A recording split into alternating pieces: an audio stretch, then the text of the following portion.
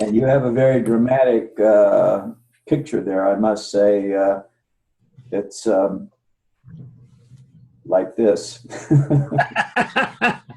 Oh, this, right?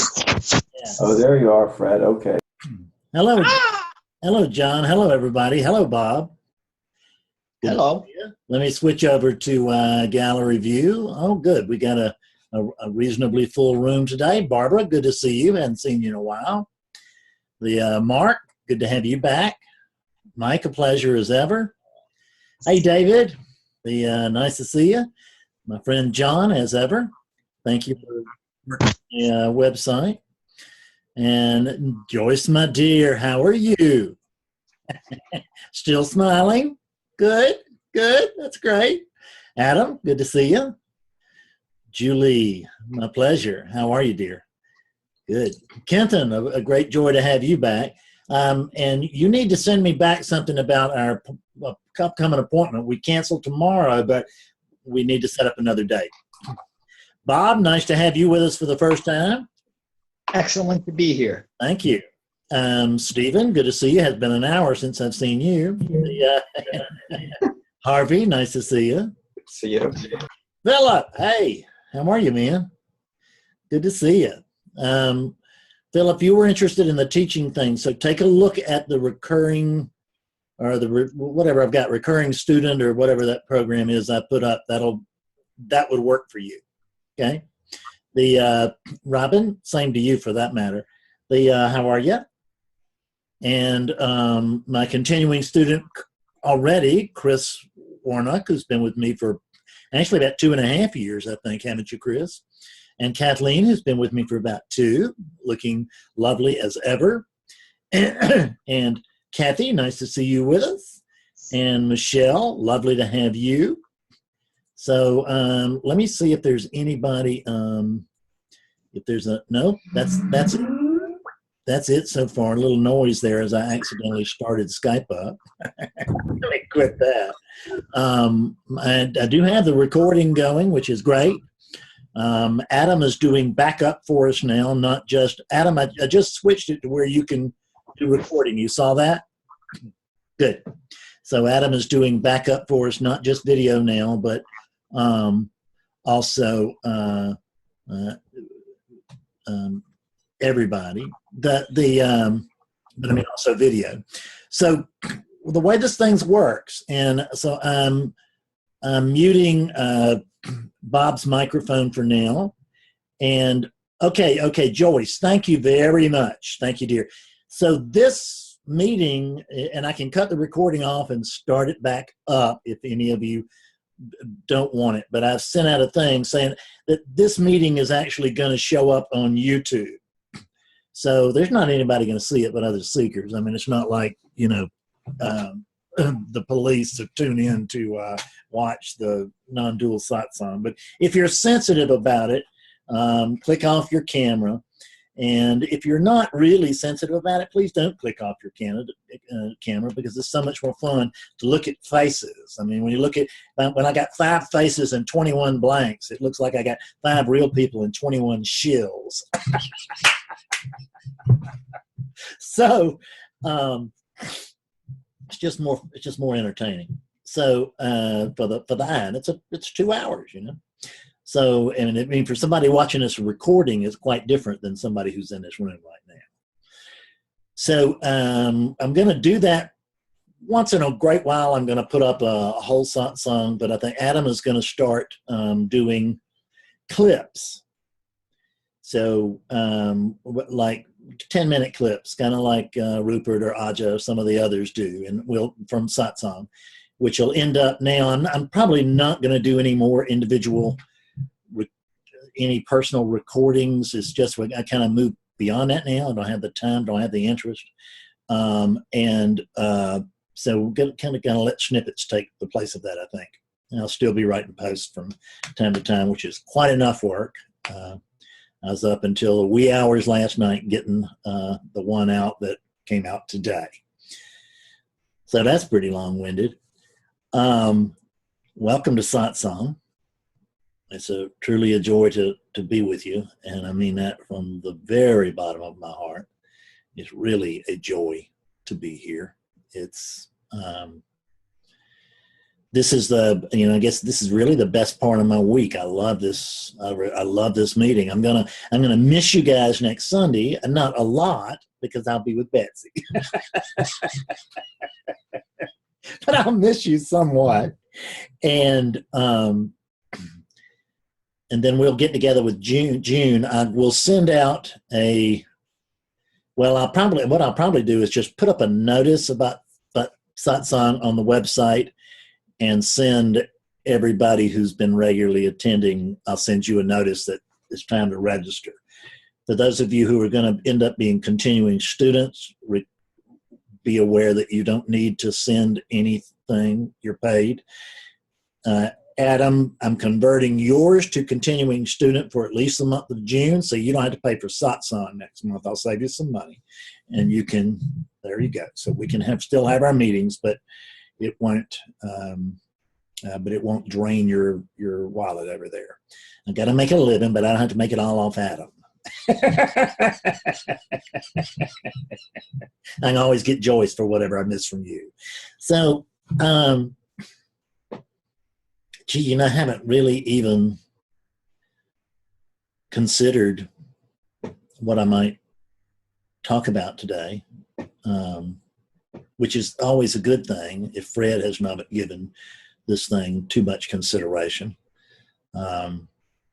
because the likelihood is that Fred would just come up with some kind of boneheaded idea as he sticks his face into business that is not his.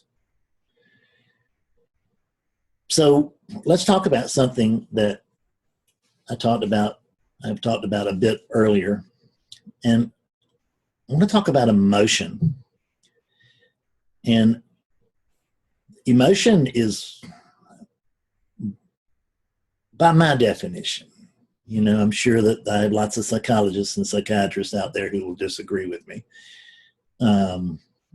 But by my definition of an emotion really is is a thought that's caught in the body. And it's processed by the body. And it can be processed by the body very positively, which means it just comes through and that's expressed, like grief or something that we have. We have some reason for grief. Sense of loss. There's never any real loss for us, but there's a sense of loss, and there's certainly a loss for the unit. If Betsy goes, you're not going to hear me talking too much non-dual stuff. You're going to be going, where's my wife? But on another level, I will, of course, understand. But that understanding doesn't stand in the way of emotion. We don't want this thing to be put us in this cold, calculated. I read about this stuff. I don't anymore, but I used to read about it when I used to follow other teachers and things like that, and I can still hear from people about it sometimes. But you hear about this clear, cold, sort of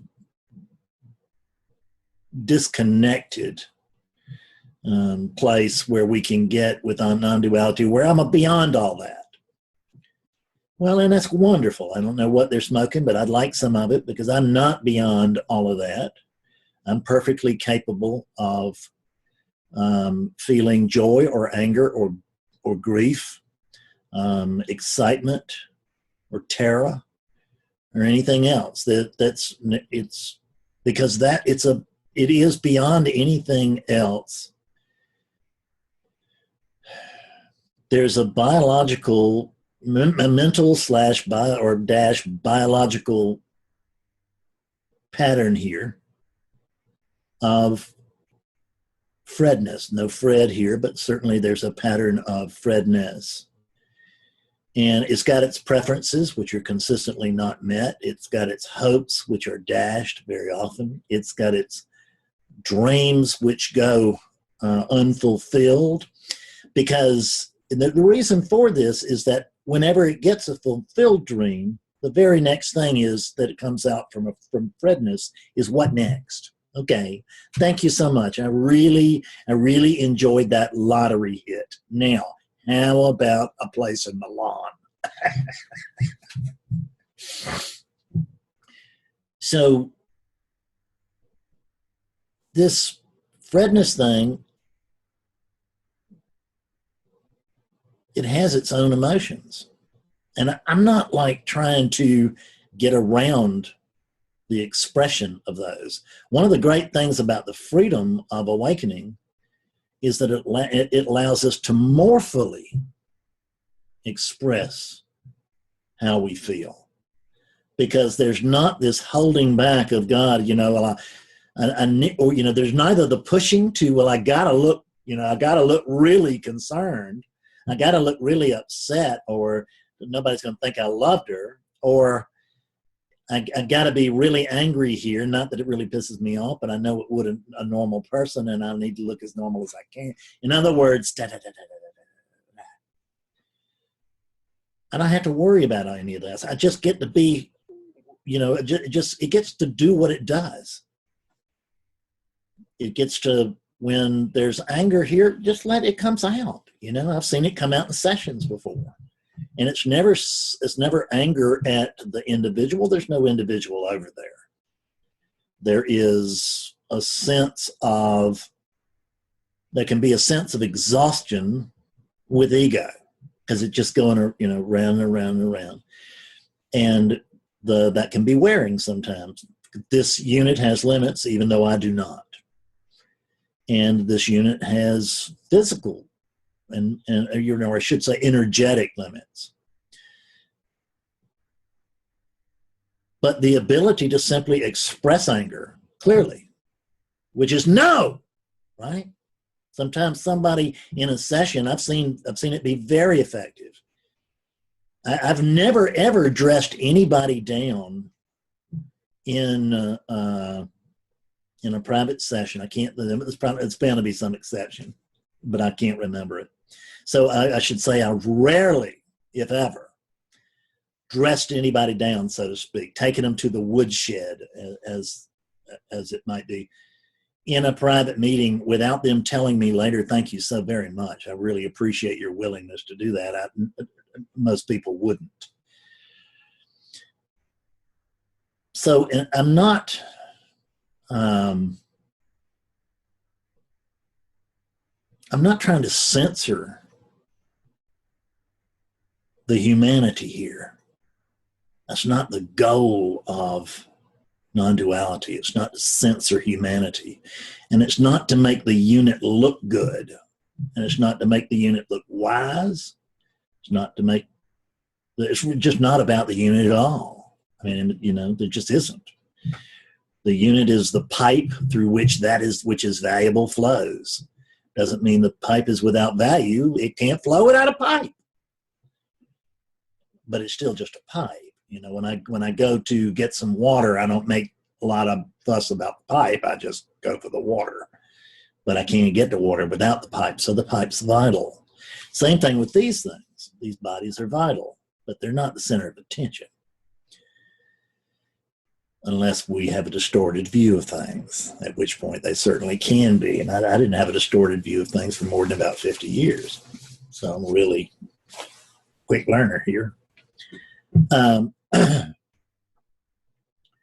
So allowing emotion to come through means simply not suppressing what's there.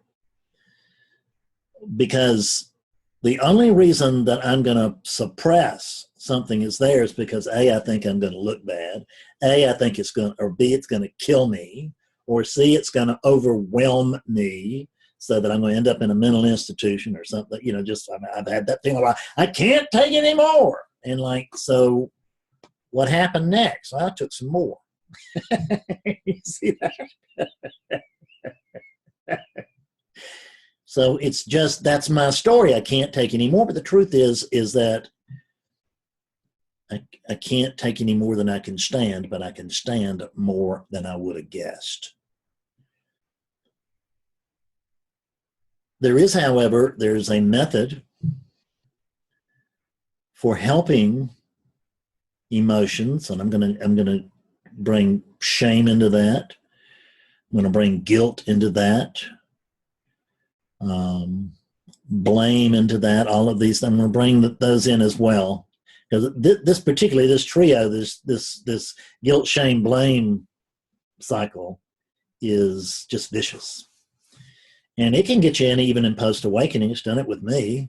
You know, I always say even in post-awakening, like we really reach some sterling point once we've woken up. And if you've woken up, you've noticed that's not the case. I see Clinton shaking his head. You know, I mean, Kenton shaking his head. So it's because all it means is that we're at a new learning point. We know who we are, but we don't always consciously experience ourselves as who we are. We just don't. We sometimes consciously experience ourselves as Fredness, right? Or as Fred is the way it would be. If there is Fredness is real, Fred is not. Fred is patterning. Fred is just a fig Newton of my imagination. So the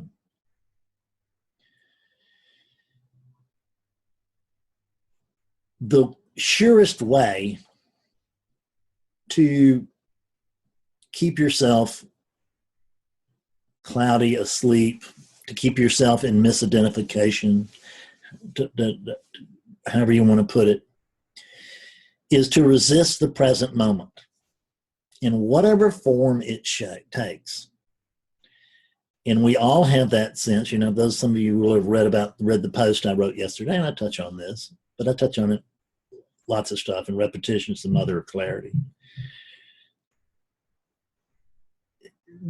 This idea that awake beings are supposed to look or act or think or behave in a certain way is poppycock. It really is. Now, I mean, if you watch somebody just going around trashing lives, there may have been an awakening experience there, but likelihood is that there's not present awakeness. But an awakening experience can happen to anybody. I mean, it can happen on death row with somebody who just shot 25 kids. There can still be an awakening experience, and then we can find out that there ain't nobody there that just shot 25 kids. Neither are there 25 kids. There's just oneness playing all of these roles, which is what the awakening is the coming to see there's just this one thing, and guess who's it? If there's just one thing going on, can you not be it?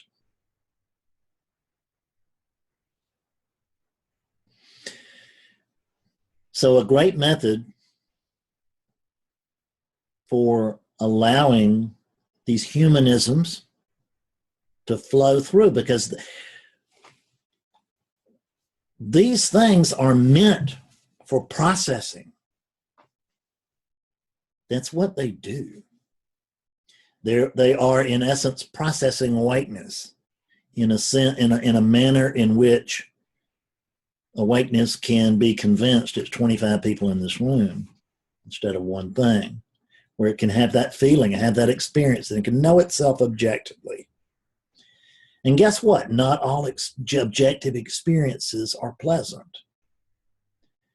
I mean, I didn't come to oneness because I was looking for a bad time, if you know what I mean. I didn't come to turn to non-duality because I wanted to not have a good time. I wanted to come to, I didn't really even want the truth. I just wanted to feel better. But what I have found out is that I sometimes can't have both. Sometimes the truth is not feeling better. Sometimes the truth is feeling the way that feeling is coming through. Matter of fact, that's always it. In the pushing back of these emotions, we're holding them at bay, but we're not getting rid of them. We're not letting them process. We're bottling them up. This is hardly news to anybody who's ever read a psychology book. But we can look at it a little differently here. which is, it feels to me like Fred, have got to get rid of these awful feelings. Well, there's no Fred here. So we can just take that burden away from Fredness right away. What we can notice is that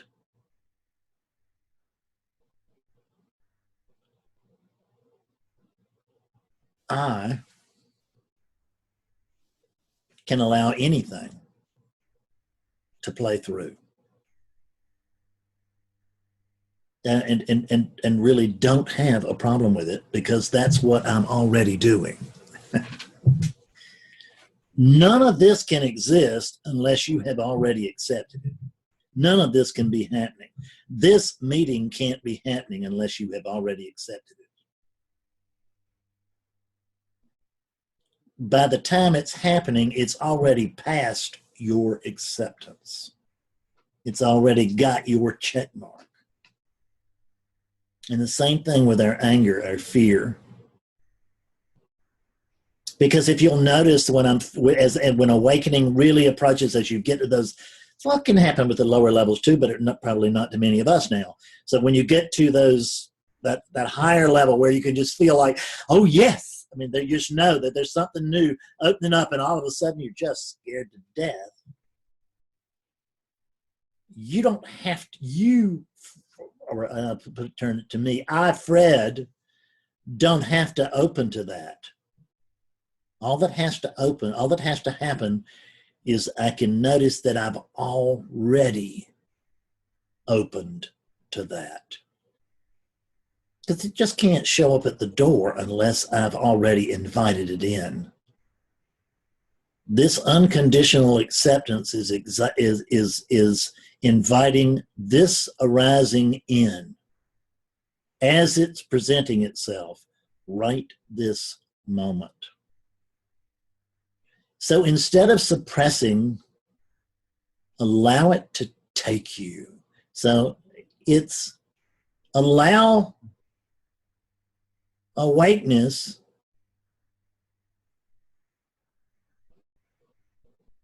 to use you as the pipe. When I say you, clearly I'm talking about your identification with the body. There's no, like, as if there's an awakeness plus a you. There's not. But there's an awakeness plus an experience of you, which is what awakeness is having, but it's not always deeply conscious of all this. Hollow out. That's what we're really doing in this session and every private session you've ever had with me, or anything else. Every book that you've ever read on non-duality, every video you've ever watched. What's happening is the hollowing out. There's less and less Fred here. There's less and less Barbara there. There's less and less Steve there. That's what we do. And coming here is very helpful, because in a group like this, it goes both ways. One-on-one, it works in a certain way, and in a group like this, it works from a slightly different dynamic. But the same hollowing continues.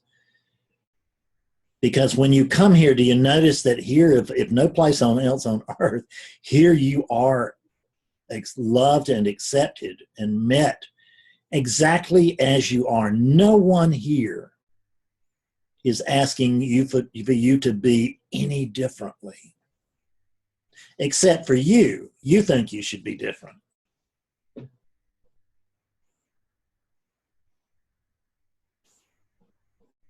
Drop that. Let that be hollowed out too. I have a friend of mine who wrote a book called Zen Flute, I think. An amazing guy. Woke up decades ago, just travels the world with his wife, getting little jobs teaching and stuff like this on this continent and then that continent. Lives in India a lot, does this, that, and the other. But in his book, Zen Flute, he actually does play the Japanese flute, which I forget the name of, but the Japanese flute, and he's a master at it. But also there is metaphor in that. which is allowing awakeness to blow through this flute exactly as it is. And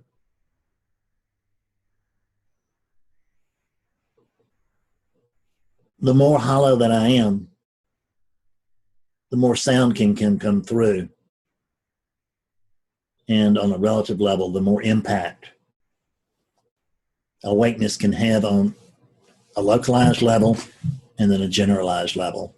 Because there's when you come to recognize there's just one thing going on, every little bit of clarity that happens there, a rising tide raises all boats. If you get clear, guess what? It's not localized. And, maybe to some degree, it'll certainly going to feel localized. But it's going to have a larger benefit. And I think that's about it. So let's turn to questions. See who's going to be bold today.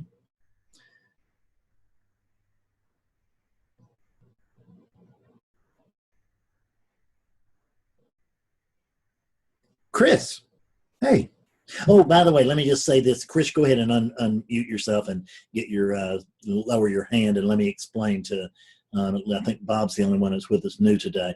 But so the way if you want to ask a question, if you look, there's a thing in your down at the bottom of your screen that says, what does it say, everybody? Does it say participant or manage? Participant. Participant. So you'll see that participant.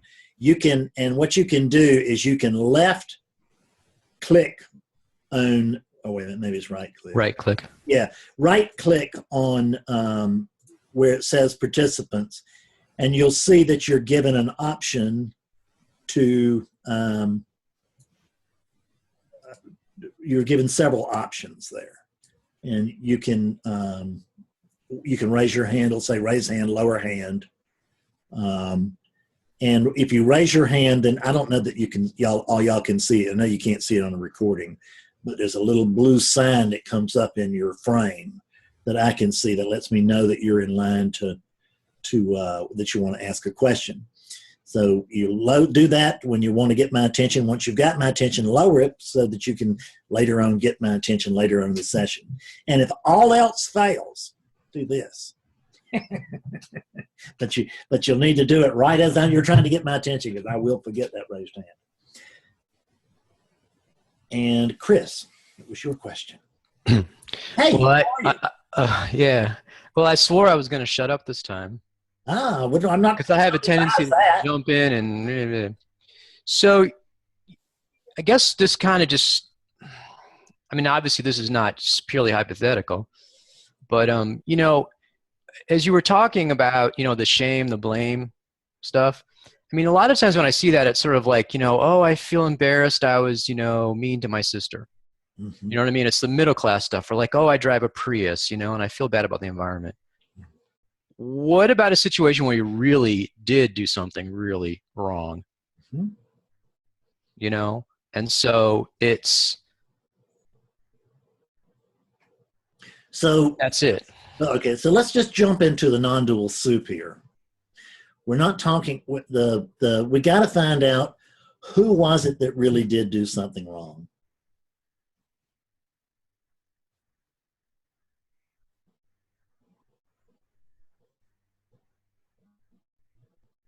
Was awakeness out of line?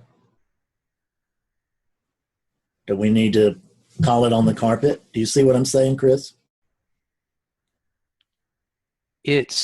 What I want to say is that the one who was out of line, it doesn't mean that I'm not trying to get out of that concept of personal responsibility, but I am at the same time. It's just kind of paradoxical.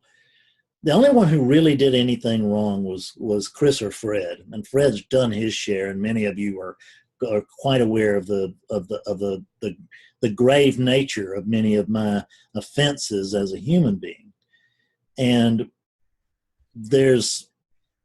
but by the same token, and I've owned up to that, and I still own up. I don't have any problem with it.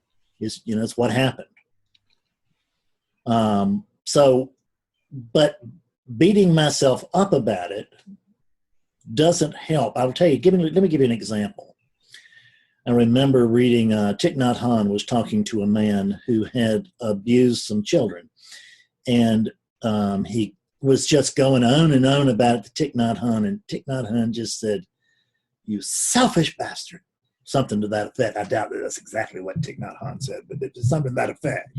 You selfish beast. He said, "It's still all about you. All that is long ago, and you're still caught up about you, and you could be doing for something for children presently, today. You could be doing good, but now it's all about your guilt and shame and blame, which precious you has to process in order to get off the hook." You know, it doesn't, what matters is right now, you know, is if being ashamed would help people that I have hurt and not disrupt anything else, I'm happy to do that as a way of amends.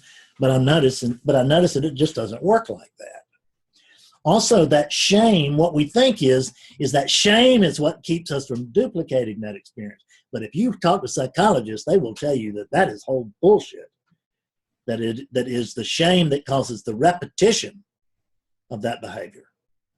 Is that because that behavior becomes the only release for the terrible shame that I feel for being a guy who does what I'm doing now. So that all of that chain has to be broken through. Go ahead. I don't know though. It's like this coming up is like I'm like, okay, no, I cleaned up my act. If I hadn't had this pain, I would just keep doing it. It's conscience. Do you know that? I can see I'm watching this behavior. So, and it's even more stuff today. It's like, you know, it's like the situation gives you a tap. There's some guilt as it was happening. And I didn't pay any attention to that until it fucking blew up. And now I'm like, you know, I'm not doing it again. Right. So, and that's fine. You can make yourself that promise, but you don't know that you can keep it. Right? I mean, I didn't quit drinking but about 2,400 times. Right? Like Mark Twain said, it's really easy to quit smoking. I've done it hundreds of times. And I'm not saying that you're going to repeat that behavior. What I'm going to say is that people all over the world make them that kind of promise to themselves and then find themselves unable to carry it through, and then they feel shame about that. That's not what it is the refusal to see the truth. And now I've seen exactly what was doing. You've seen, and that's the key. And I'm not fucking doing that. I'm not lying to myself again. When I tell you what, that's Chris talking to me, and I hope Chris can keep that up, but he's going to keep Chris asleep while he's doing it. That it's very powerful. So there's a pull towards identification with that. Yeah, that's what I'm saying. That I'm not going to do it, man, that's wonderful. For somebody who's not trying to do what you're trying to do. That's because it may, you know, we don't know what it takes for them. I can tell you what it takes for you to modify behavior. I can tell you what I think it takes for you to modify behavior in the dream. You have that idea that I'm not going to do that again. In my experience, you don't have that's only Chris saying that, and there's no direct control. Let me get through. Yeah. The indirect control is to notice that behavior clearly, and there may be feelings that arise from that seeing. You think I haven't been, but the disgust that arises at my own behavior is ego coming in the back door. Because what's happening here is awakeness in action. And when I say, yeah, but this is what was happening wrong, I'm calling God on the carpet and saying, you got it all right. I know. I know you got that. You got the universe. You got the planets in alignment. You got the seasons going really well and all that. But over here in my life, you are blowing it because this unit is doing what it should have been doing. Is that ever true? Is it possible for that to be true?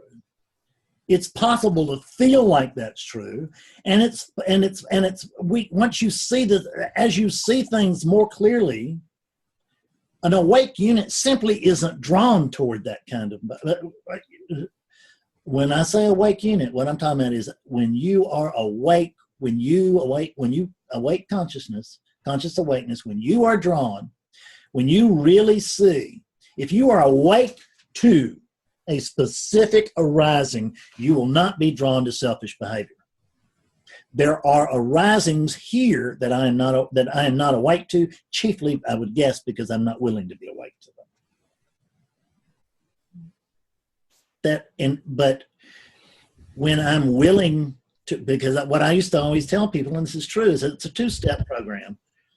Number one is be willing to tell yourself the truth, which is what you're doing. But you don't have to add shame to that. You can just say, look, this is unconscious behavior. End of statement. Why do you need to come in and beat up a fictitious Chris? This is unconscious behavior. The only thing that can see unconscious behavior is conscious behavior. The only thing that can see this unconsciousness in operation is the operation of awake consciousness. So it's this that we have to see, we have to be willing to tell ourselves the truth. This happens in every awakening session. We have to be willing to tell ourselves the truth. We have to be willing to be other than the way we are. And that's sometimes the tough part. When people come for awakening, it can be that we don't want to tell ourselves the truth, but I've seen people tell themselves the truth and then take it right back because they're not willing to be other than the way they are. They're more interested in the lifestyle of a devout seeker than they are living as awakeness, because devout seekers got all kinds of benefits that living as awakeness doesn't appear to have, but living as awakeness has many other benefits that can't be seen from that unawakened seat. The idea that if I don't feel bad about this, if I don't, it's fine to see it for what it is, but see it for unconscious behavior. See it for unskillful behavior. That's fine too. I mean, when I say unskillful, that's criticism in that, but it's as light a criticism as I can manage. Because I don't want to come out here and say we want to vote for any behavior that happens. We don't. We don't want to encourage unskillful behavior in ourselves or anyone else. But that doesn't mean we come down on it because it shouldn't be. What we notice is that from this position, that is certainly what's going on over there is not what should be going on over here. That's what I really see. And I see that even if it's me over there, then I can see it and go, oh, wow, that's not good. That's not behavior worth repeating. But it's just behavior. It's waking up. These things are all about selfishness. That's what this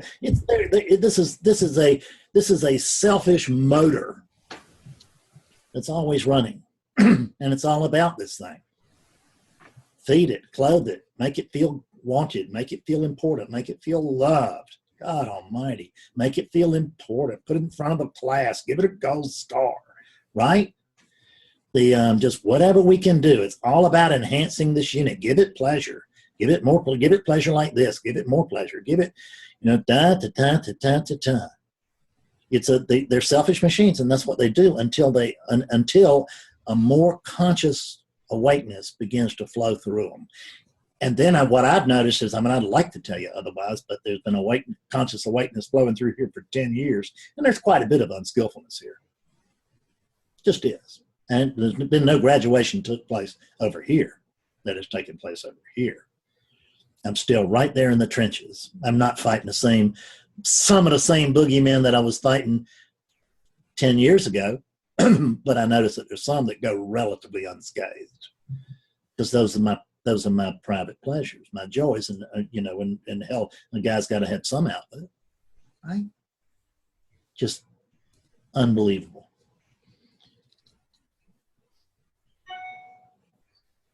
When you make a declaration, awakeness just doesn't make any declarations. Because awakeness knows it can't predict the future. And the I am not going to do this again, it's fine to hold that in a, I guess, I mean, in a very light sort of way. I'm not going to hold it, though, I'll tell you that. Even in a light sort of way.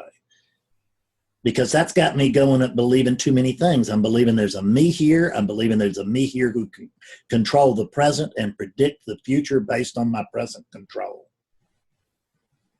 And what am I pissed off about? The fact that I was doing something uncontrolled. But I'm vowing not to do it anymore because it makes me feel better about that. I can't vow that. I can't know what I'm going to do because I'm not this. I can't know what this is going to do because it is not me. And it's not actually under my control. Is there any influence there? I'm suggesting that there is, in the same way that in quantum mechanics, there's things that happen on the large scale, which is Newtonian, and then when we get down to this stuff, we just get into some kind of weirdness we don't understand. We call it quantum. In that same way, there's no direct control here. But I think that there is some quantum weirdness in there where we do have, apparently, there is some sort of influence. So that my intent, so you can have, there can be awakeness can hold the awakeness can hold this clear seeing that is unskillful. The key to not doing that again is to be alert to that seeing right now, that it's unskillful, that it and that it's ultimately not beneficial.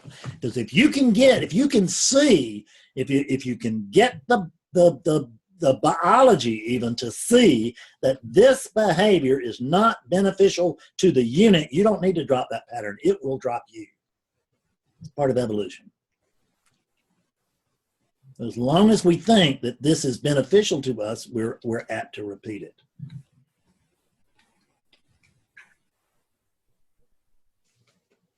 Any further thoughts on that, Chris? Well, I was going to say, it's always, of course, Chris likes to blow things out of proportion. So what Chris thinks is totally terrible, of course, not everyone else is going to think is any big deal at all. Yeah. You know what I mean? Yeah, I had a guy Like, yeah, something about terrible that's branded his life, and I was like looking, I was waiting for him to tell me what he'd done, and it turned out he'd already told me, and I just hadn't noticed that it was a big bad thing. Go ahead. Right. So of course there's always that going on, but it's interesting how disproportionate the response is to the outside, like you said, the act to the emotions that it brings up. You know, and you look at that objectively. Okay, so there's nothing positive, nothing to be gained from shameful feelings.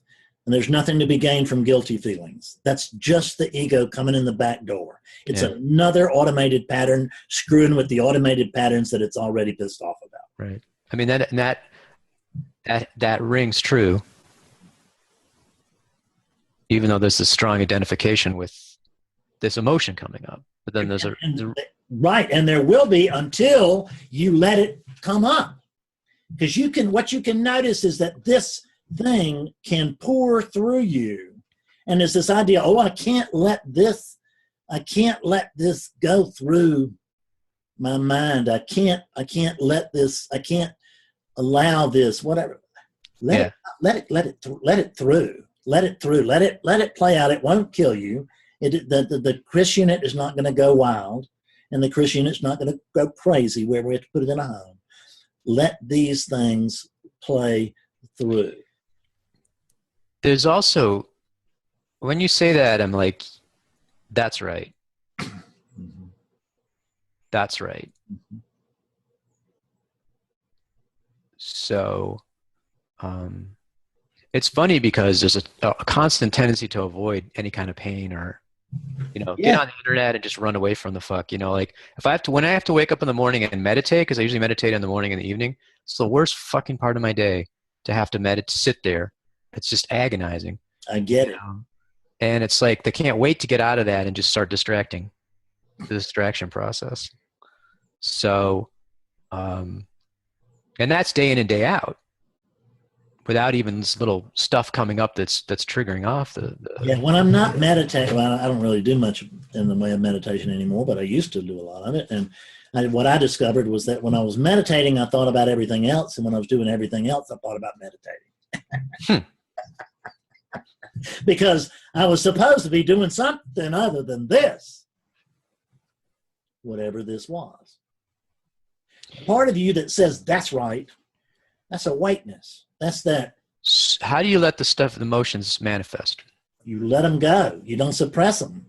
It seems so natural it seems like that's the default. It's the natural pattern. What we're doing here is bringing consciousness to unconscious patterns.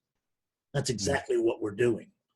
And to bring that conscious awakeness to that unconscious pattern of, well, I'd like to do that, but I noticed that I always do so-and-so. Well, who's talking? Right.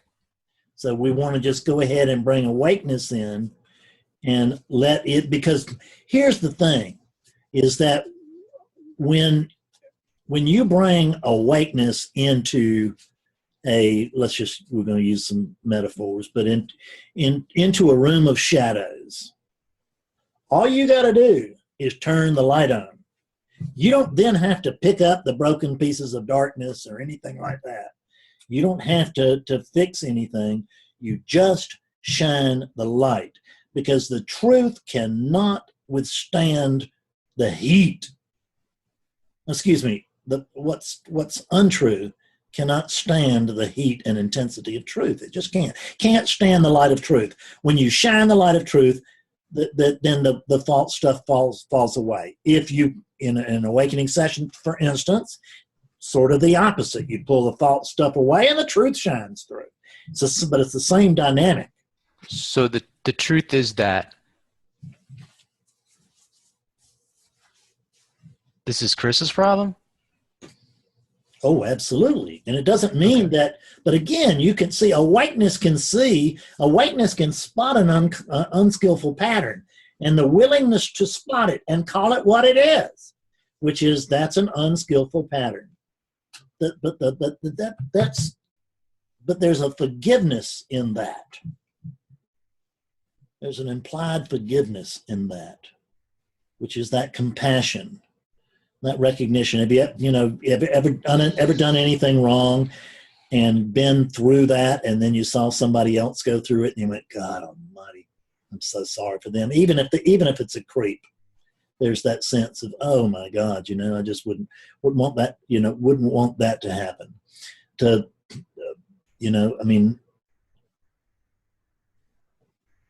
There's this,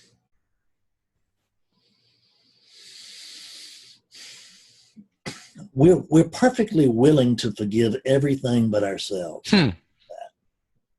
That's for sure. And quite frankly, that's been a huge challenge here. So I don't speak to this from, the gate of heaven either.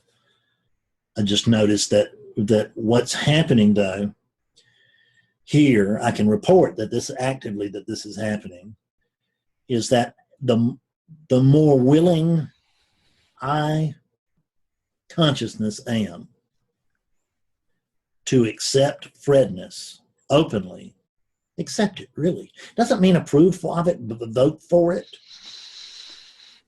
but simply accept it. The more that I am willing to accept Fred exactly as he is, the less inclined Fred is to seek approval and attention in unskillful ways. That just seems to be a way it's working out. I mean, I don't have a long track record with clarity. So I could be wrong, but this is what it looks like. Thank you. Yeah, thank you. And don't ever, the jump in, the quiet, when the room gets quiet, that's whoever you are that's listening to this, that's always your invitation to ask the question, to make the comment, to move the room forward, because there's just one thing going on in this room. I'm not the leader here. I'm not the leader. I'm one of. So are you. I'm fortunate enough to be in the position where I get to set the time. But that's relative too, because if y'all weren't going to show up at 2, I'd make it at 3 or 1. And if I had to make a living working with Australians, I expect I'd be spending some late ass nights in front of this computer. Because when I tell you what, you want to see somebody who's motivated. You work with these Australians who work with me, who get up at 3, 4, 5 o'clock in the morning in order to spend time with me, or we start our session at 12 or 1 in the morning. Jesus God. That's somebody who wants to wake up. Okay, Steve, welcome back. Okay. Hi, Fred. Hi. Well, I just want to acknowledge Chris. Thanks for your question, and I certainly can relate to shame and blame and guilt and all those. Those are things that arise in me, and it's just part of what happens. So I just wanted to say thank you for that, Chris. And at this point, though, something else is arising for me, Fred. This question I have that's come up this week. Can you speak about, is there a distinction between I am and absolute truth? Yes, I can speak about it, and the answer is yes, there is. This is a very tricky line. If you don't understand this, that's okay, you will. The I am, we could equate with consciousness. Yes? In other words, I am is another way to state consciousness. Because what is I am saying? It's saying I am conscious. I am here. I am Alive. So, I certainly have a sense of it, because I have a sense of being. That's what it's really saying, is that I have a sense of being. I am. Well, a lot of times we teach provisional truths in Advaita, and not that I'm a true Advaita teacher, but I notice I'm not an Advaita teacher. So we teach provisional truths, which means that you tell somebody, you encourage somebody by helping them seek the truth they can see. So sometimes if I have somebody who's been caught forever, and they in identification, and they break through to the initial witness, not the witness we're going to discuss, but the initial witness, which is that witness that still seems to have a place in the space and time, and it seems to be watching the Fred unit very closely. That, and if they break through to that witness, that's actually the last stage of duality. But you can kind of call the last stage of duality the first stage of non-duality. Depends on how you want to look at it. What kind of story do you want to spin? That can and very often is the largest, it can be the largest shift that anyone ever takes. And if no one ever moved beyond that place, we'd have a whole different planet. So that's a valuable movement. And what we don't want to get is, we don't want to get up in this highfalutin notion that everybody should achieve a certain degree of awakeness. Everybody should achieve the degree of awakeness that they do achieve. That simple. You ever got a question, just run it past, compare your question to reality. People should be more awake than they are. Are they? No. Well, then guess what? They shouldn't be until they are. But when I say they shouldn't be, that's not negating the fact they might be in the next moment.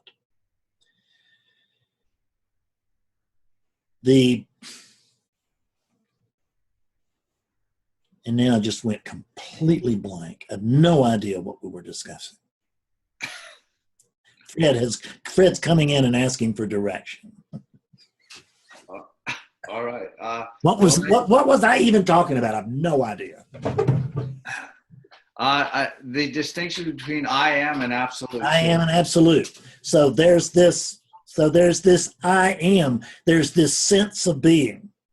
Sometimes when we first break through the second stage, typically in an awakening, from that witness state is into the state of seeing what we're not, which is, oh my God, there's no Fred after all.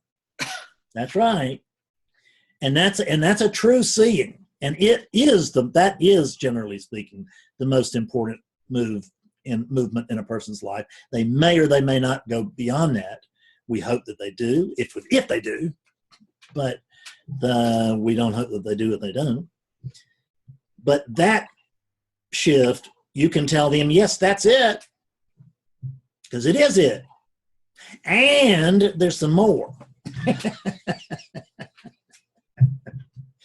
That's what you got to remember. These non-duality is not good about neat little packages. Well, it works like this and this and this, and if you just get this down, you'll have it. It just doesn't work like that. Non-duality is chock full of paradox. That's something we have to become careful with. Comfortable with. We have to become comfortable with the discomfort of dealing with paradox, because the mind wants to know. I had somebody this week. I had a very difficult awakening dialogue where the guy, I can't say I didn't do my job. He looked straight at me and said, "Oh God, I see. I am awakeness, and I'm already awake." And I said, "That's it." And then Bob came in and said, "But I'm not sure I understand that." No shit, Bobness. Right?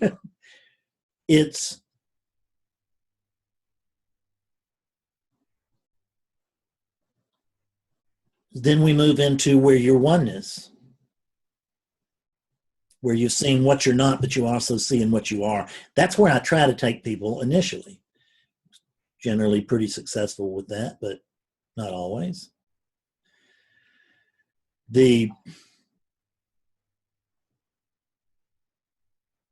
That's the truth.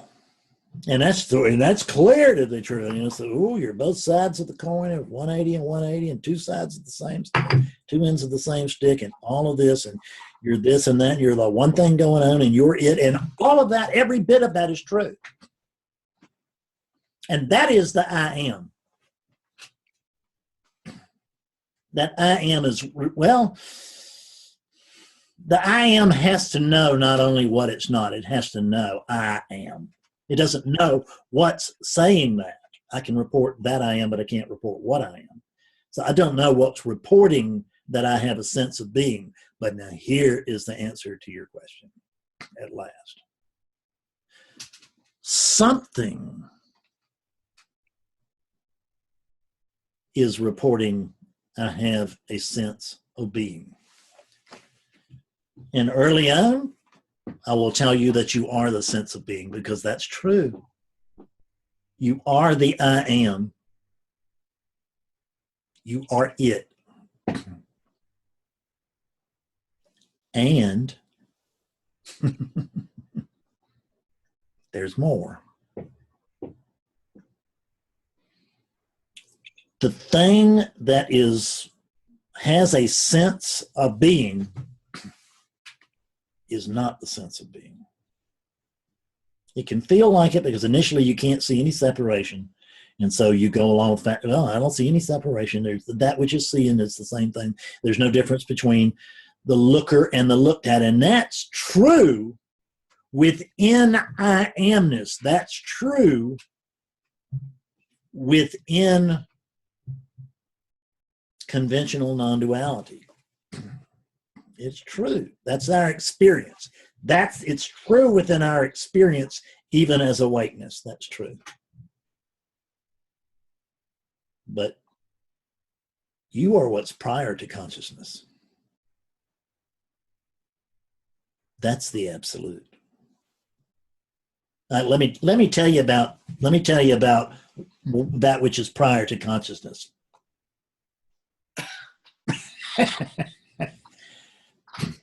There is nothing to say. It can't be talked about. It is beyond being and not being. It is the definition of paradox. Or really it's beyond paradox. There's nothing you cannot and Steve will never know this state any more than Steve can know awakeness. But here's the weird thing. I am can never know this state either.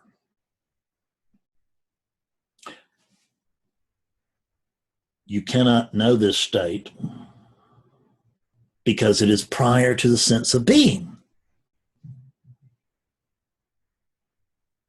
But you not only can you be it, you can't not be it.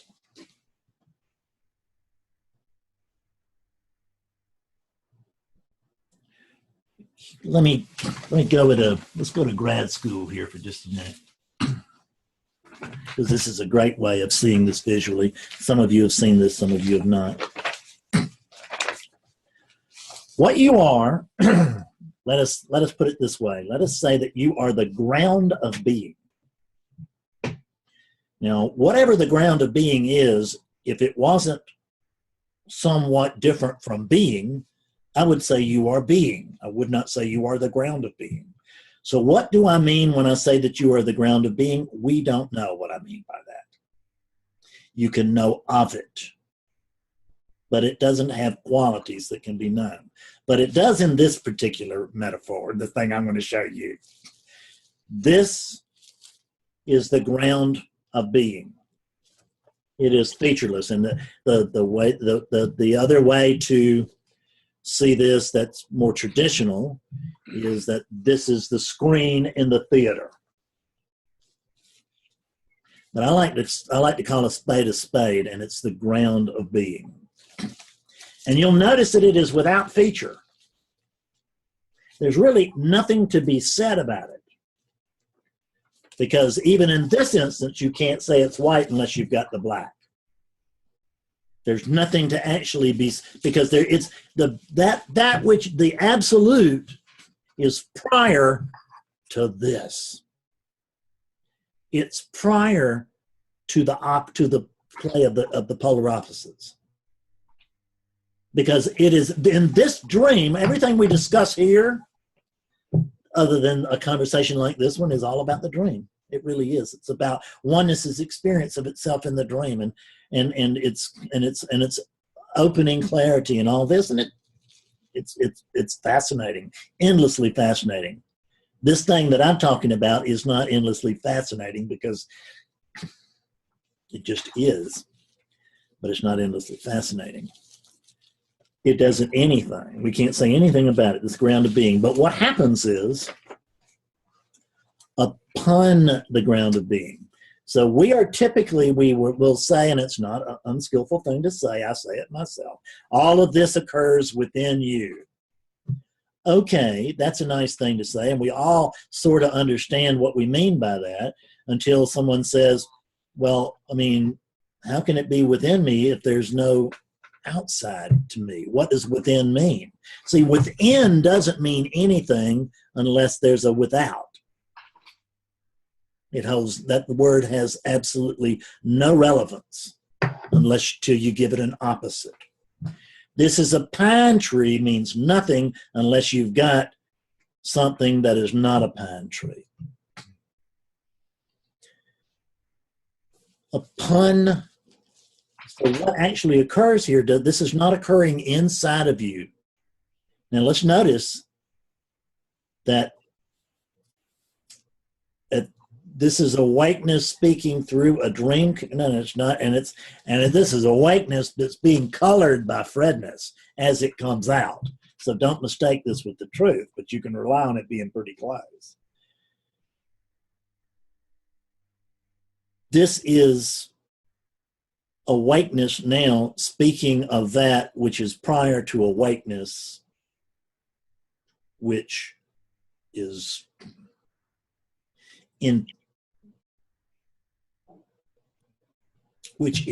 period. I'm going to get caught up in what I can't say here and then do like everybody else and not even try. So, upon the ground of being, there spontaneously arise these arisings. Now, the interesting thing about these arisings, if you look at them, they are not separate from the ground of being. So are these arisings? No, it's another word for the ground of being, isn't it? Because it's not other than the ground of being. There's no separation there. But because it's showing up differently, we call it something else. It's just a way of so everything that we're doing here, this whole conversation, Steve, the reason we go here, this is everything that we do is all about languaging. What we're talking about, that which talking about your true identity, and we're talking about, if you'll notice, your true identity is that which is prior to language. It's prior to thought. That's the reason I can report that I am, but I can't report what I am. It's not because I don't have a given experience, it's the fact that it can't be put into words. I experience myself, but I can't, but there's no way, because I am prior to language. Upon the ground of being, arisings arise, which upon investigation are seen to not be other than the ground of being. But guess what? We cannot say that these arisings are equal to the ground of being, because they're not. They are not other than the ground of being, but they're not equal to the ground of being, because these three arisings do not equal the ground of being. So it's upon the ground of being, but it's not equal to it's not other than the ground of being, because it can't be. There can't be anything other than the ground of being. That is the one known, who knows how many, that is the unknowable thing that you really are. You always are. You always are, because you cannot not be. That's the truth. But you do not always know that you are. The ground of being cannot not be. But it does not have a sense of I am all the time. When one of these things, a sentient being of any type, when it manifests upon, not within, but we say within, but more technically here, upon the ground of being,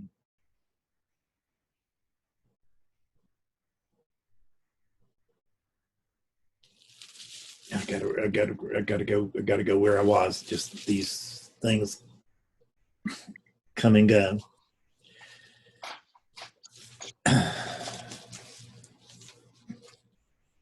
So when these things, when these arisings come up, there is this latent everything comes to know itself as consciousness. It develops a sense of I am. So it just suddenly knows it is. It doesn't know anything else other than the fact it is, which it didn't know previously. It now knows it is.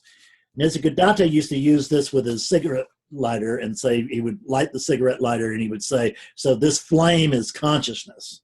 And then he would close his cigarette lighter and he'd say, now you notice, he said, now the consciousness is no longer present, but and really that was kind of the end of his explanation. You had to guess what he was saying there, as I recall. But what he was really saying is, notice that the lighter, the lighter hasn't died or disappeared.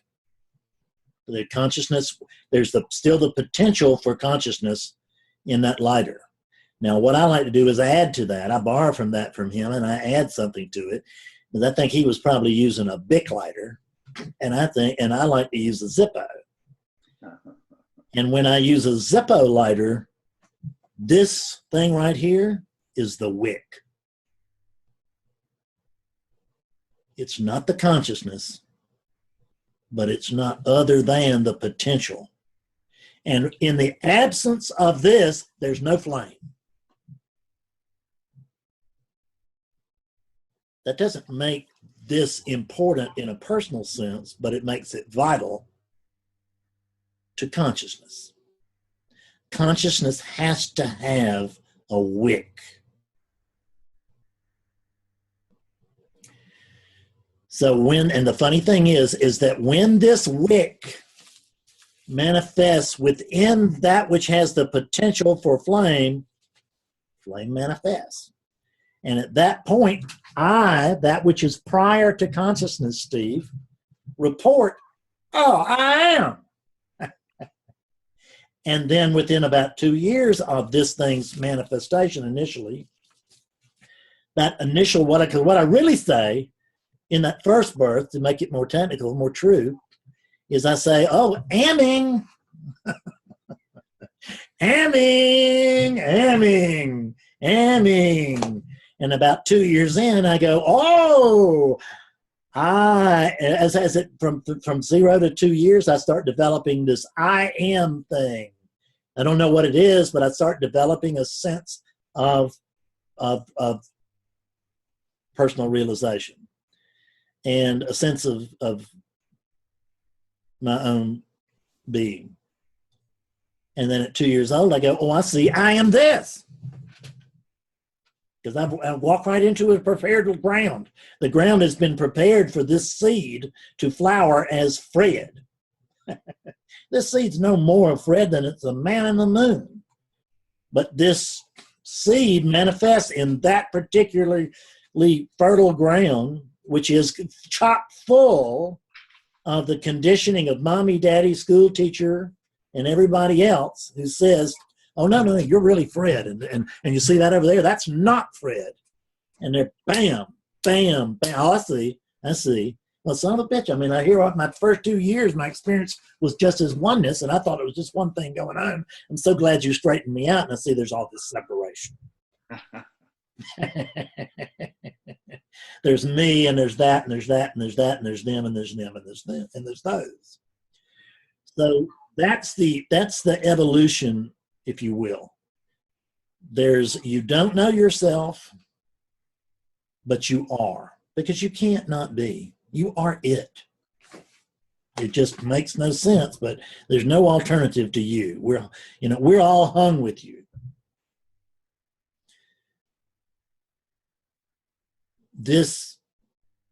That which is prior to consciousness is what you really are, and it cannot be known.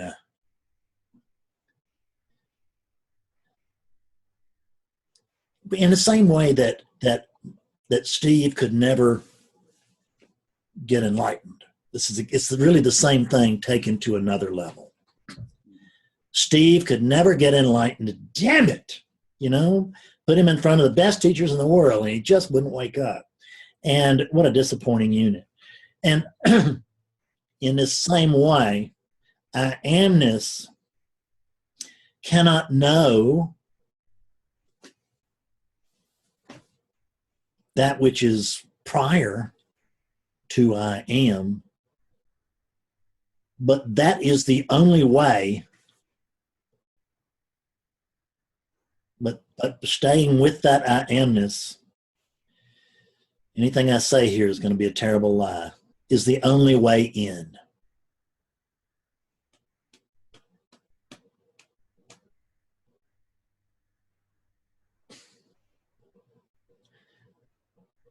I am not oneness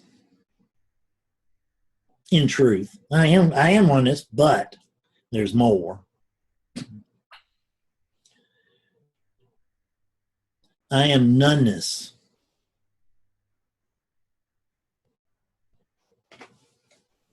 When these appearances, because you notice that these are just appearances, they're not separate. When these appearances appear, I have a sense of being. That doesn't mean I'm being. We can call it being, because we just language, we'll use anything to language stuff. Nothing wrong with that word, other than the fact that it's not accurate. But that's the way of words. I have a sense of being. I can't say I don't have a sense of being, because only the sense of being can say that. The sense of being must be present for that statement to be made. All I can tell you is that you cannot not be that which is prior to consciousness. That which is prior to consciousness does not have, the only experience that it undergoes is the dream of being.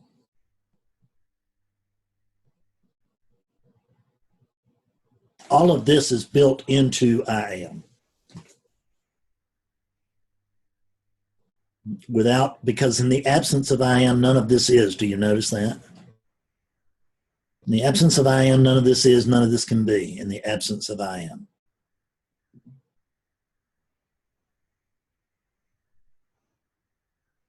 But in the same way that I amness is that I amness experiences itself as Steve on a localized basis, in a similar way,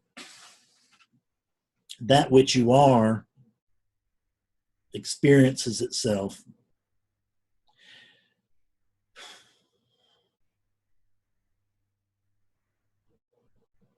Experience is not the right word. I don't know what to say. But I'll say experiences. Experiences I am. Experiences the sense of being. And that's about as far as I can go with that. I hope that was helpful. But I'm willing to answer any questions if you are not asleep or dead.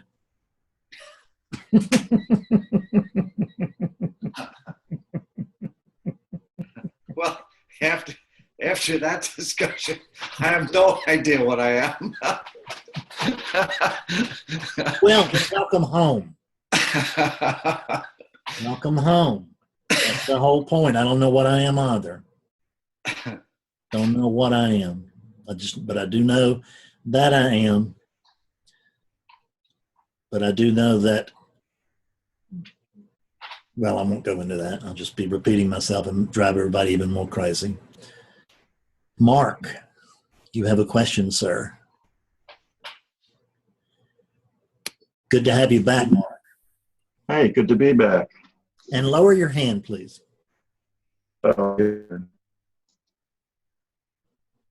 Let's see. How do Or go to lower hand. That's it. I got it. go.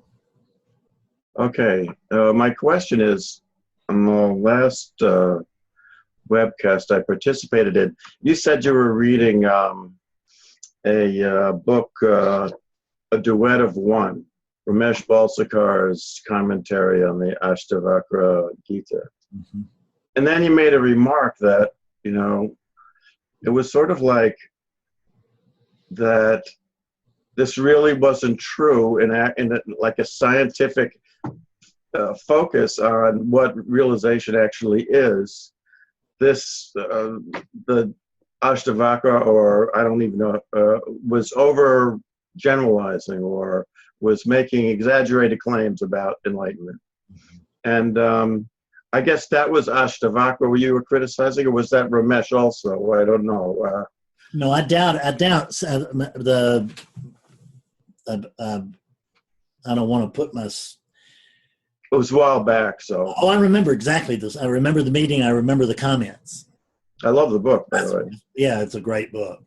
And what I said was that whoever wrote these statements was not awake at that moment, because I talked about them getting carried away. And I understand that as a writer. I understand getting carried away. You know, I stayed up late writing that post last night, and when I got done with it, you know, I thought, well, this is the one where they're going to come lock me up, right? Because you don't know.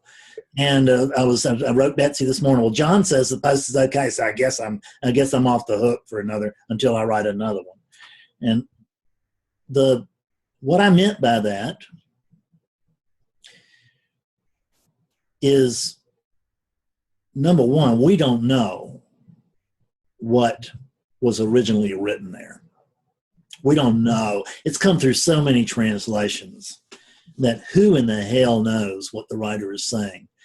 And I'm not criticizing Ramesh. He is translating what's there. But in the Eastern way of things, whether it's Indian or not, but particularly Southeast Asia, India and Southeast Asia, there is a lot of flowery language.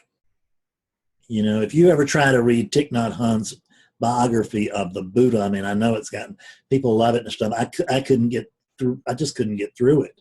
It was, you know, because all the little Buddha baby's footsteps, flowers were popping up and everything was perfect. And just, oh man, and it's just like, Jesus, I get this every year at Christmas. Now I got to get it when I read Buddhist books too. So it's, but when they talk about, and Ramesh is guilty of this himself, and I love Ramesh, and he's very instrumental. I was reading a book that Ramesh wrote, Pointers from Nisargadatta, on the morning that I woke up. Oh, really? So you know, I check that one out. So yeah, it's very, very good, and I've read it a number of times because I kept reading it again after that, hoping I could duplicate that experience. Yeah, I know where that's at. No, this is the point. It'll happen again. Like I'm going through the incantation again, trying to see if I could make the magic happen again. Been there, done that. Yeah. So that, but Ramesh is guilty of making, of speaking of bliss. Well, let me back up. I'm only speaking from my experience. So I'm just saying that my experience doesn't coincide with what is said there. Okay. Who knows? What I mean, but and my sense is sometimes when I say these things, I'll be just as you know, diehard as Chris was about that thing a minute ago. You know, just easy for me to see it in Chris, very difficult for me to own it here. But I can say this thing wasn't awake. And what I'm saying with that is, I mean, I don't know anything. I don't even know what I am. And I have no idea what's going on here. So I can't really know anything other than the fact that what I'm reading there doesn't coincide with the experience that's happening here. Bliss, as it's referred to too often, it's like the little Buddhist footprints popping flowers up and stuff, is the way that we think of that bliss. It's, you know, it's either either the ecstatic LSD bliss, orgasmic, right? You know, just, this is good, hold that. Or it is the, nothing, you know, that bliss. What I experience is the great okayness. And there's a difference. That, I think, is, and I've heard also that the translation from, I don't know if it's Sanskrit or what, but the translation of bliss from the Indian languages to English is imprecise, and that what bliss means to us is not what they mean when they use their Indian term for that. I think that what they were describing actually is more like the great okayness, but I would think that because then it would agree with me. Okay. But that great okayness is always here. Always. It doesn't come and go, nor does it rise and fall. Bliss is not as my mind processes the word bliss, is simply not sustainable. It's ecstatic. It's ecstatic. Thank you very much. That's this poem, God's in his heaven and all's well with the world, sort of inspired experience. I think it's Robert Burns or somebody. And that's really more of the great okayness. You know, everything's okay. Everything's fine. And you know, and I know that even though it's gilding the lily, it's a perfect world. There's no mistakes here. Which, you know, and I know that in my heart, other than for this one, who gets out of line and does stuff that shouldn't be doing. In Fred's opinion. But I notice that in Awakeness's opinion, it's doing exactly what it should be doing at all times, because it can't not. So that great okayness, the beauty is it's better than something that rises and falls. It's better than something comes and goes, ultimately reliable. If you take this unit and you thrust him into a completely untenable situation, it's probably going to go nutso for a while. But at some point, unless it's perhaps, and I can't even know this, but unless it's being physically tortured or something like that, and I don't even know that it wouldn't happen then, I just can't know, but I wouldn't bet on it. It's going to be seen from the proper perspective. The great okayness is the way that awakeness views and feels, if you will, about the world. Because there's no right or wrong. So there's no but there's no and it does lop off things a little bit at the top and the bottom, in a sense that I don't get the same sort of, you can tell I'm a very exuberant person. I get really excited about stuff, but I don't get excited inside. Fred still gets excited, but even Fred's apt to not get as excited as he used to. But I don't go up there. This unit the conditioning may be such that it goes, oh, wow, another peanut butter and jelly sandwich. How can it be any better than this? That's the way this unit is prone to that kind of stuff. But inside, there's neither a taking it for granted nor a big celebration. It is as it is. And everything is as it is already all the time. So that can't be broken. It's like, you know, we speak of somebody breaking the silence, but nobody ever breaks the silence, because sound is just like this. It's occurring on top of silence. This is the silence.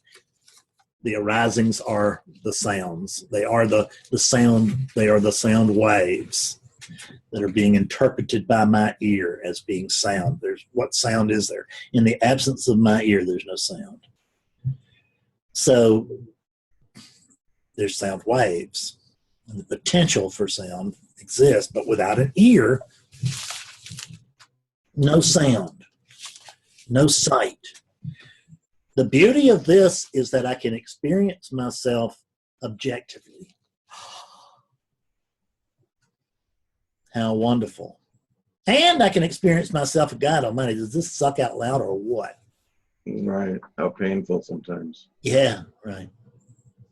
Well, great. Thanks. That's what I wanted to Good. know.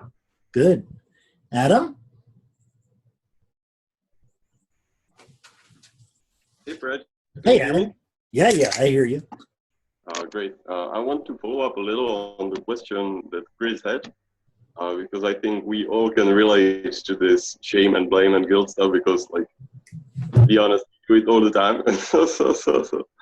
And I want to sort of inquire about what you are talking about, that these feelings are worthless. Because, like, is that really true? Like, can we know which feelings are good or bad, or no? Because it sort of feels like it leads to rejection of those. But it's never the answer, right? That's right. That's exactly right. And that's what we don't want, is the rejection of those feelings. Because those feelings are not a mistake. They have as much a place here as joy. Because joy can't exist here without its opposite. But we human beings, we just want, see, all of life is a two-ended stick. This teaching can't exist unless there are people who are ready for it. That old thing of when the student is ready, the teacher will show is exactly correct.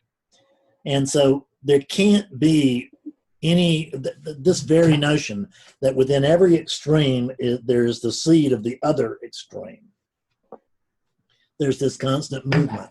So we as human beings, we only want the pleasant end of the stick. Just in human nature. We just want the good part, not the sucky part. We don't want this. We don't want the sucky part. We want the fun part. You know, I want to be, you know, and I still, visually, I see myself as probably, in my mind, probably 35, 40. That ship has sailed long ago. I just want the good end of the stick. I don't want to, you know, look in the mirror and say, well, damn, who is this old guy and what's he doing in my mirror? Right? So we just want the high. We don't want the hangover. Can't have one without the other. Unless you drink through the hangover. That's what I used to do. Like little hair of the dog. And so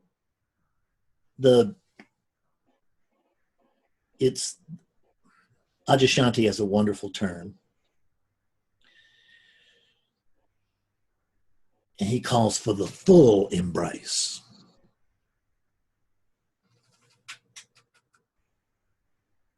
It's like instead of trying to push it away, because I like what Jeff Foster says. It's that the feelings are like children that come knocking on our door, and it's on us, whatever that means.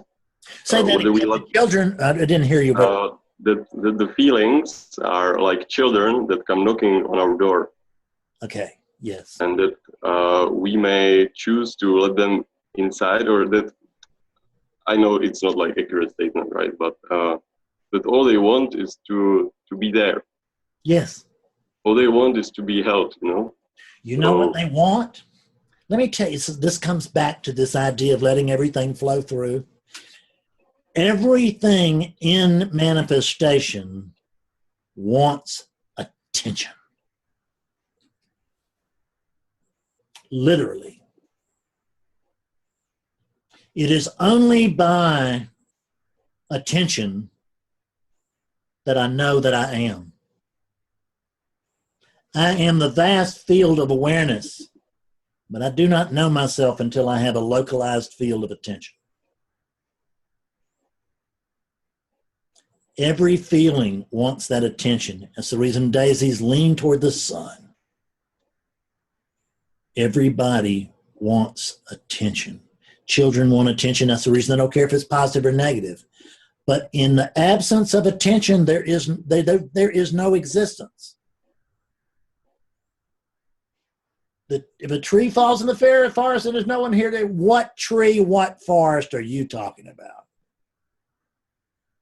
In the absence of attention, there's neither, much less something falling and making noise.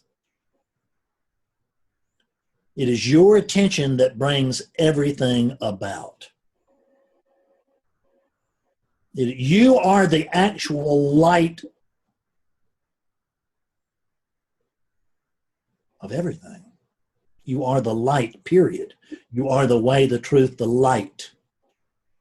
That's a literal. You are the light. And what you can notice about light is that light in itself is colorless.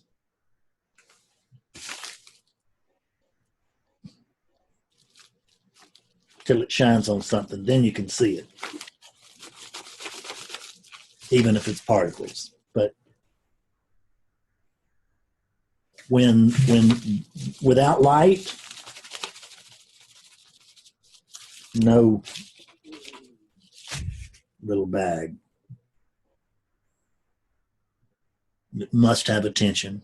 Is that sense of being, the sense of being does not need, well, the sense of being needs manifestation in order for there to be a sense of being.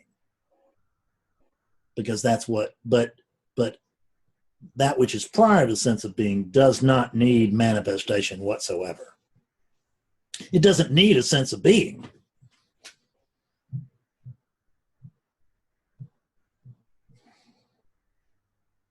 It's not hurt when the sense of being is withdrawn. When this passes, when this unit does what we call dying, as if it was ever born, but when this unit appears to die, I no longer have a localized sense of attention. We call that death. And we're scared to death of it. It's all we have, almost all that we have ever known. But the funny thing about everything is everything that has a sense of being wishes it for it to persist. I saw a roach last night outside, and just the conditioning went out to step on it. And I pulled back just enough because there's no reason to kill that roach outside. It was out there in its own nature. Just was. And that he ran like hell, and it was because that sense of being wishes to persist. It's just inborn, if you will. It just comes with the package of I am, is the desire for I am to be persistent, for it to persist, for it to continue.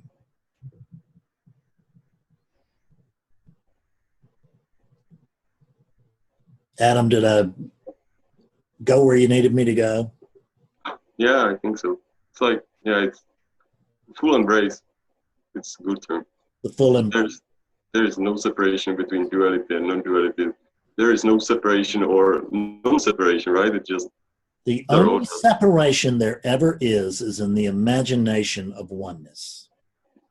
When I go look for my true identity, I create the only duality there has ever been, which is that notion of duality within the languaging here, within the mind of oneness. No separation. No inside, no outside. What do you say about this? Nothing. There's nothing to say about this. I used to have might have been my first student. She would come over and I would say, well, sit down and not talk about that which we can't talk about.